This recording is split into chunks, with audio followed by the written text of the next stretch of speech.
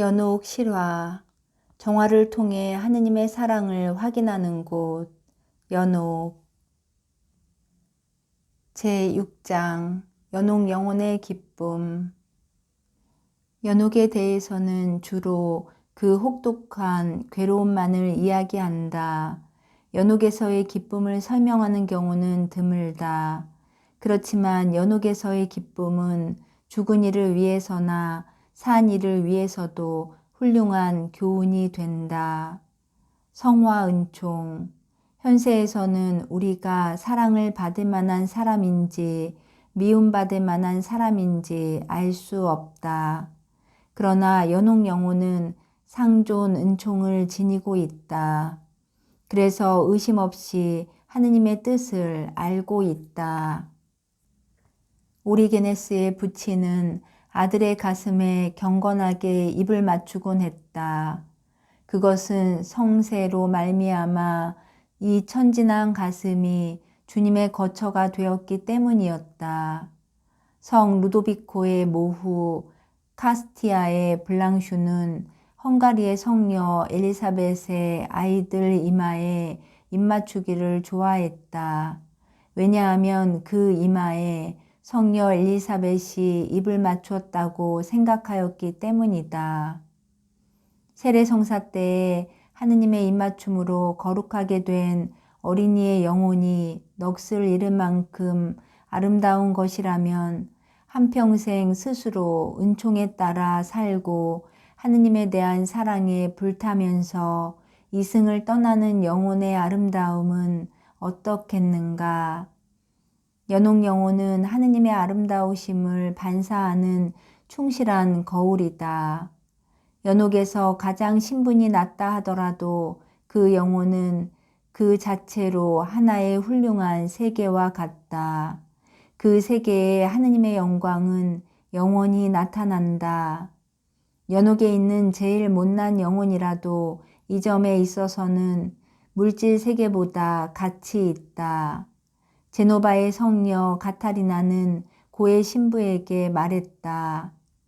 신부님, 만일 신부님께서 상존 은총을 갖추고 있는 한 영혼을 볼 수 있다면 신부님께서는 신부님 영혼의 구원을 위해 온갖 고통과 치욕과 가난을 갈망하게 될 것입니다.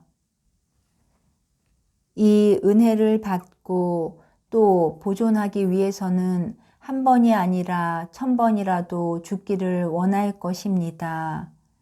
연옥 영혼은 청정결백한 덕을 갖추고 있기 때문에 흡사 천사와도 같이 기쁨을 이기지 못한다. 죄의 잠벌을 받는다는 것이 몹시 괴로운 것임은 의심할 바 없는 사실이다. 그러나 순명과 인내로서 즐거이 이 고통을 참아받으며 이루 말할 수 없는 고통을 겪으면서도 형용할 수 없는 즐거움도 보태어 느끼는 것이다. 고통스러운 중에도 하느님께 대한 사랑에 불타서 환희의 노래를 부르는 순교자는 연옥 영혼의 상징이다. 괴로운 감옥에서도 사랑과 상존 은총으로 인해 연옥 영혼은 하느님과 일치하고 있다. 그 고통으로 자신이 천국에 막가는 자가 된다는 것을 알고 있기 때문에 고통을 몹시 갈망하는 것이다.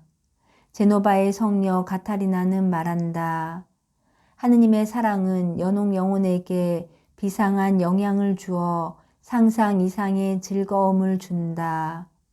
이 크나큰 즐거움이 연옥 영혼의 고통을 덜어주지는 않지만 하느님과의 끊임없는 교제로 그들의 즐거움은 점점 더해간다. 또 하느님과 교제하는 데 방해가 되는 잠벌이 없어짐에 따라 이 교제는 더 친밀해지기 때문에 연옥 영혼은 비상한 즐거움과 비상한 괴로움을 동시에 느낀다. 영원한 천상 행복의 확정. 관뚜껑을 덮어봐야 결과를 안다. 이승에서는 영혼이 구원받을 것이라고 안심할 수 없다. 서 있다고 생각하는 이는 넘어지지 않도록 조심하십시오.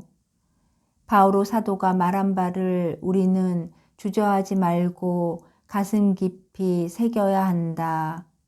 우리는 하느님을 사랑하는 즐거움과 함께 죄로서 그 사랑을 잃을 수도 있다는 정당한 두려움을 항상 가슴에 품고 있어야 한다. 성녀 데레사는 말했다. 주님, 제가 오늘 당신을 거스를지도 모릅니다. 부디 저를 믿지 말아 주십시오. 당신을 거스르는 재난을 당하지 않도록 굳센 은총으로 저를 도와주십시오. 아시시의 성 프란치스코 전기에는 다음과 같은 감동적인 이야기가 실려 있다. 성 프란치스코는 어느 날 너의 영혼은 연옥벌을 면제받았다. 하느님의 특별한 은총으로 말미암아 면제가 확정되었다. 라는 묵시를 받았다. 그는 기쁨으로 충만하여 일주일 동안 아무것도 먹지 않았다. 아무것도 원하지 않았고 마음은 즐거움의 바다에 잠겨 있었다. 그리고 끊임없이 주님께 감사합니다 라고 되풀이하여 말하였다. 연옥 영혼의 기쁨도 이와 마찬가지이다. 아니, 더 큰 것이다. 그 영혼은 자기 영혼의 구제에 대해 조금도 의심하지 않는다. 어떤 삶을 살았건, 어떤 죄를 범했건, 현세를 떠나기 전에 다 사해졌기 때문에 조만간 천국에서 성모님과 모든 천사, 성인과 함께 온갖 덕의 근원이신 하느님을 배웠고 끝없이 사랑할 수 있음을 알고 있다. 유명한 신비 신학자 페버 신부는 말했다. 현세에 덧없고 변하기 쉬운 즐거움을 얻기보다 나는 확실한 거처인 연옥의 가장 낮은 자리를 좋아한다. 거룩한 교제, 이 세상에서 가장 사랑하는 이와 함께 이야기를 주고받는 것만큼 즐거운 일은 없다. 현세에서도 모두가 고상한 마음을 가지니 정직하니 덕을 갖춘 어진이들과 만나기를 원한다. 하물며 착함과 거룩함의 장소인 연옥에서는 어떻겠는가? 한 집안, 한 동네, 한 나라가 모두 일치하여 산다면 세상은 아주 즐거울 것이다. 그러면 연옥은 어떤가? 연옥에서 선인들이 서로를 위로해 주는 것은 우리의 상상을 초월한다. 나중에 들어간 영혼은 먼저 와 있던 이에게 세상에서 싸우고 있는 교회의 새 소식을 전한다. 성 아우구스티노에 따르면 인간계에서 자신들을 도와주기 위하여 기도와 희생을 바친 형제들의 이름을 알려주는 것이다. 또 한편으로 연옥 영혼은 의심 없이 천사들, 특히 자기 수호천사의 방문을 받는다. 로마의 성녀 프란치스카는 말한다. 한 영혼이 연옥에 내려가면 그 수호천사가 아내까지 안내한다. 그리고 영혼이 깨끗해질 때까지 문 밖에 서서 가끔 그를 찾아보고 위로해 준다. 하느님의 은호를 풀기 위하여 살아있는 이의 기도와 선행을 모아서 하느님께 바치고 또 괴로워하고 있는 영혼에게 베푸는 것이다. 또 수호천사는 현세의 이들에게 기도를 하고 미사를 바치며 고행을 하라는 등의 권고를 한다. 한마디로 말하면 연옥 영혼은 상상 이상의 괴로움과 함께 상상 이상의 기쁨을 느낀다. 그러니 우리는 이 점을 기억하며 연옥에서 큰 위로를 받아야 한다. 연옥 영혼이 아직 천국의 완전한 영복은 얻지 못했을 망정 불완전하기는 해도 이승에 있는 모든 즐거움보다 더한 즐거움을 받고 있음을 알아야 한다. 하지만 우리가 완전히 위로를 받기에는 부족하다. 우리는 괴로워하고 있는 영혼에게 동정을 기울여야 한다. 한시바삐 저들이 영원한 행복을 얻을 수 있도록 힘을 다해야 한다. 제노바의 성녀 가타리나는 말한다. 천국에서 누리는 성인들의 복락을 제외하고는 연옥의 즐거움에 비길 수 있는 즐거움은 없다고 생각한다. 현세보다 연옥. 이렇게 본다면 성 프란치스코 살레시오가 연옥의 관념을 통해 우리는 두려움보다 위로를 받아야 한다라고 한 말은 참되다. 두 가지 예를 들어 이를 설명해 보자. 성 필립보 네리와 왕자. 성 필립보 네리가 살던 16세기의 일이다. 그 당시 성인은 가난한 사람들과 병자들을 자비로 돌봐주었기에 사람들에게 널리 알려져 있었다. 그 나라의 바오로 왕자도 늘 성인에게 고해성사를 보고 있었다. 그런데 어느 날 갑자기 왕자의 병세가 악화되었다.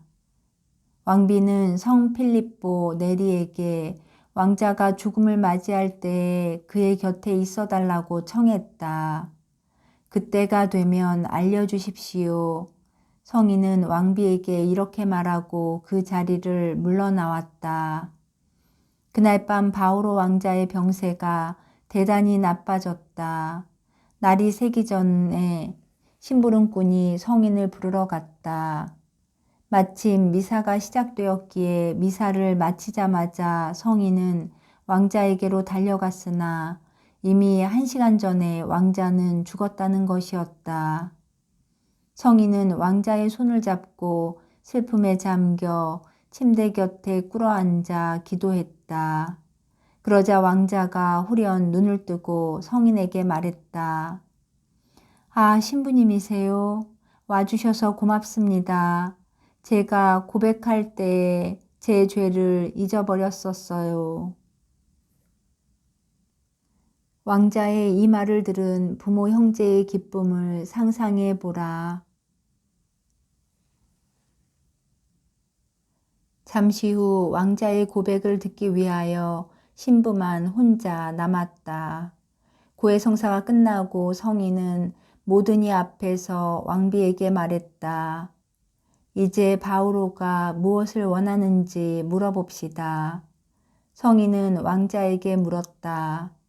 바오로야, 너는 우리하고 같이 있고 싶으냐? 아니면 아까 있던 곳으로 돌아가고 싶으냐? 신부님, 아까 있던 곳으로 돌아가고 싶어요. 성인은 왕비에게 말했다. 왕비님은 어떻게 생각하십니까? 왕자님은 왕비님의 뜻대로 할 겁니다. 신앙심이 두터웠던 모치는 주저하지 않고 대답했다.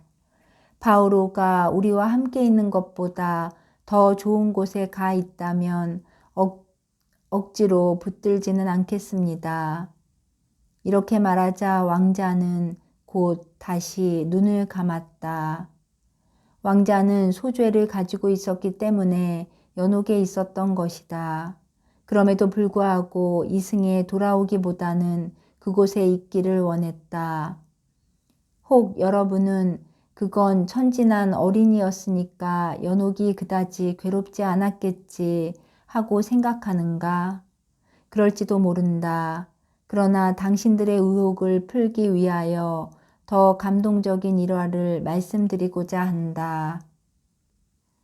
성 스타니슬라우와 지주, 폴란드의 옛 수도 크라쿠프의 주교 성 스타니슬라우는 1079년 잔인한 블레슐라우스 왕 때문에 순교했다. 그 수년 전의 일이었는데 주교가 교회가 어떤 토지를 빼앗았다라고 고소를 당했다. 주교는 증인 앞에서 대금을 치렀지만 그 영수증을 받아두지 않았던 것이다. 땅을 판 사람은 베드로라는 그 고장의 지주였는데 3년 전에 죽었다. 그리고 증인은 살아있지만 블레슈라우스 왕이 두려워 침묵하고 있었다. 죽은 이의 상속자인 조카들도 모두 이 사실을 알고 있었으나 국왕의 비위를 맞추려고 함께 주교를 고소했다. 그래서 스타니슬라우 주교는 남의 땅을 빼앗았다는 판결을 받게 되었다. 이 판결은 나라 곳곳으로 널리 퍼졌다. 주교는 3년 전에 죽은 지주를 증인으로 출두시키기 위하여 3일에 말미를 청했다. 비웃음을 샀으나 이 청은 허락되었다. 주교는 사흘간 금식을 하며 기도를 바친 뒤 제의를 입고 성직자와 군중에게 둘러싸인 채 묘지에 가 지주의 무덤을 파고 그를 부활시켜서 재판소에 데리고 왔다. 지주는 사실을 진술하여 거짓된 증인을 부끄럽게 하고 또 자신의 조카들을 몹시 비난했다. 재판소에서 나온 성인은 지주에게 말했다. 만일 몇 해 동안 이승에서 지내고 싶으시다면 저는 하느님께 그걸 청해 보겠습니다. 그러자 지주는 대답했다. 저는 연옥에 있습니다. 그러나 현세에서 영혼의 구원 때문에 불안해하느니 그곳으로 돌아가서 고통받기를 원합니다. 지주는 성인에게 자기가 빨리 천국에 들어갈 수 있도록 기도해 달라고 청했다. 그리고 묘지로 돌아가 사람들에게 기도를 청하면서 무덤에 몸을 누이고 다시 죽었다.